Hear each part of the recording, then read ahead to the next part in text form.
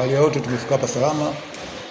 Kuhusu kusimama kwa ligi kwetu sisi hakuna shida, kwa sababu tulikuwa tunatengeza timu, namna ambavyo tumetoka pincha nyuma, namna ambavyo tumefanya usajili lisha dogo, namna ambavyo tulikuwa tukicheza, utaona kwamba tumebadilika kiasi cha kutosha. Kwa hivyo tulikuwa na camp wiki mbili na eneo Kela, tumeweza kucheza michezo miwili mitatu ya kirafiki ili kuweza kuwakabiliana za mwekesho, kwa sababu tumejipanga vizuri. Tunaheshimu Azam na wachezaji wakubwa kama kapteni katoka kuongea hapa Mwekenda pamoja na Faisal Salum, lakini tunaamini kutokana na maandalizi tuliyofanya tutaibuka na ushindi kwenye mchezo wa kesho.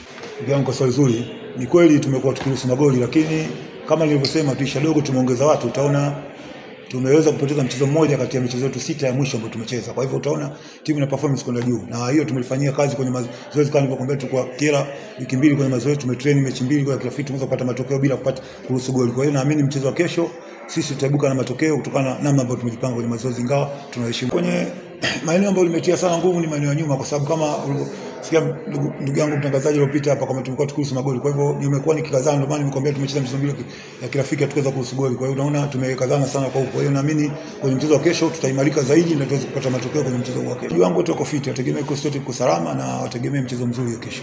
Nashukuru Mwenyezi Mungu, maandalizi yanaendelea vizuri na tulikuwa na program za wiki 3 baada ya mechi dhidi ya Mashujaa. Tunashukuru Mwenyezi Mungu, walimu wamerekebisha yale mapungufu yote ambayo yajitokeza katika michezo yetu ile 6 iliyotokea, ambayo tulipata ushindi michezo miwili na kutoka sare michezo minne. Kwa hiyo natumaini kwamba siku ya kesho dhidi ya kikosi cha Azam FC tutakwenda kupata matokeo kutokana na uhitaji wa alama 3 dhidi ya Azam FC. Lakini niwaambie mashabiki wa klabu ya Kinigorodi, siku ya kesho majira ya saa 10 wajitokeze kwa wingi katika uwanja wetu wa nyumbani hapa Sokoine.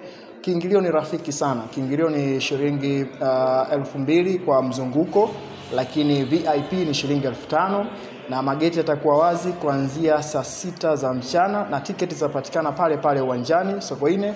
Kwa hiyo fika mapema ili uweze kupata tiketi yako na uje kushuhudia mchezo ambao tunaanza ile michezo yetu 7 kukusanya alama 21 na tunaanzia na Azam FC. Tunaamini kwamba tunakwenda kusalia kwenye ligi kuanzia mechi dhidi ya Azam FC na malengo ya club ni kupata alama 3 kila mchezo kwa michezo 7 iliyosalia. Kwa hiyo niwaambie mashabiki wa Mbeya, mashabiki wa pembezoni na Mbeya waje kwa wingi, wajitokeze kwa wingi ili waje kushuhudia, waje kuipa support timu yao, kwa sababu support inahitajika kubwa na nguvu zinahitajika kubwa sana kuhakikisha kwamba timu inakwenda kusalia kwenye ligi.